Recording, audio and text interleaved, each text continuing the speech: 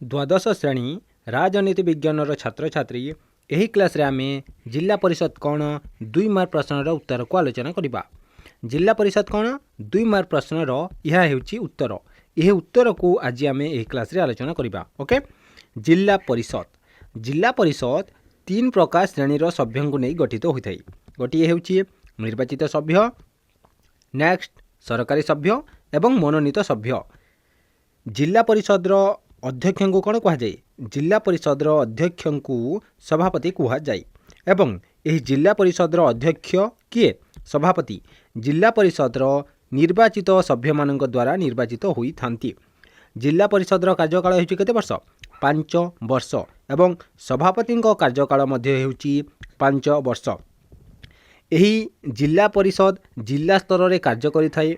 जेपरि कोन पंचायत समिति ब्लॉक स्तर रे कार्य करि थाए, ठीक सही परि भाव रे जिला स्तर रे जिला परिषद कार्य करि थाए। प्रत्येक जिला पई गोटे जिला परिषद रही थाए। वर्तमान आम ओडिसा रे 30 टी जिला परिषद रही। पंचायती राज व्यवस्था केतोटी स्तर रही? पंचायती राज व्यवस्था 3टी स्तर रही। यही त्रिस्तरीय पंचायती राज व्यवस्थार सबुठारु शीर्ष स्तर बा उपर स्तर होउची कोन? जिला परिषद। बुझिपारिल? आम पंचायती राज व्यवस्थार 3टी स्तर रही। सही त्रिस्तरीय पंचायती राज व्यवस्थार शीर्ष रे जिला परिषद रही। यही जिला परिषद जिला स्तर रे कार्य करि थाए। प्रत्येक जिला पई गोटे जिला परिषद रही थाए। वर्तमान आम ओडिसा रे 30 टी जिला परिषद रही। जिला परिषद यही जिला परिषद 3 प्रकार श्रेणीर सभ्यों को नहीं गठित होता है। जेपरी पंचायत समिति 2 प्रकार श्रेणीर सभ्यों को नहीं गठित होता है, ठीक सही परि भाव रे जिला परिषद कौन 3 प्रकार श्रेणीर सभ्यों को नहीं गठित होता है। निर्वाचित सभ्य, सरकारी सभ्य, मनोनीत सभ्य। जिला परिषद कार्यकाल होची 5 वर्ष। जिला परिषद अध्यक्ष को सभापति कह जाए। बुझिपारिल? जिला परिषद कौन 2 मार्क प्रश्न पड़े कौन लिख?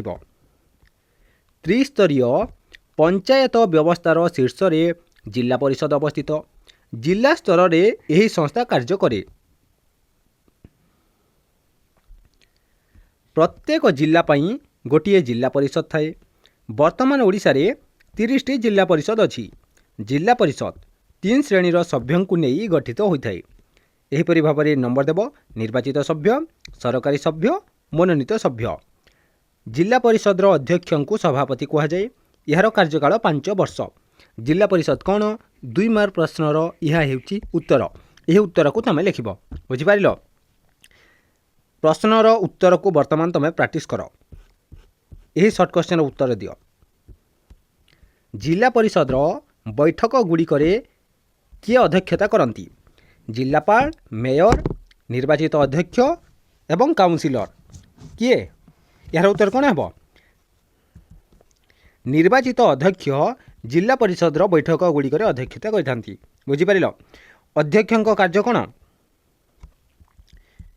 या देख यहीपरि भाव में आहरी मध्य क्वेश्चन आसीपर।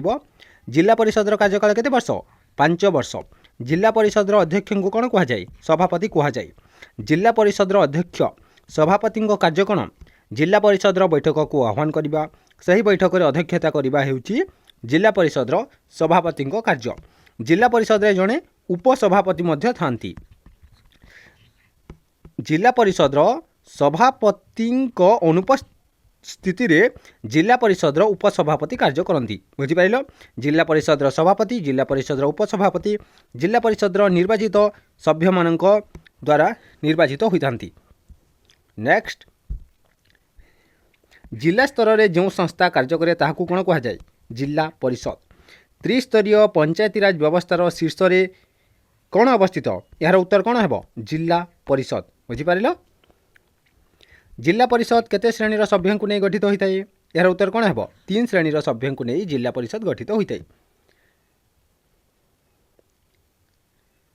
जिला परिषद गोटे कौन? जिला परिषद हेउची गोटे कौन? ग्रामांचल स्वायत्त शासन संस्था। बुझिपारिल? यह क्लास को नोट करनियो एवं जदि कौनसी पॉइंट बुझी पारुना हो किंबा अन्य कौनसी प्रश्न पचारिबा को चाहूच आम व्हाट्सएप ग्रुप रे जॉइन हो। व्हाट्सएप ग्रुप रे डिस्कशन हुए। बुझिपारिल? कौनसी प्रश्न जदि बुझीपारुना से प्रश्न को आम व्हाट्सएप ग्रुप रे डिस्कसन करा जाए। जिला परिषद कौन 2 मार्क प्रश्नर उत्तर को बुझिल। नेक्स्ट क्लास रे आमे नगर निगम कौन 2 मार्क प्रश्नर उत्तर को आलोचना करिबा।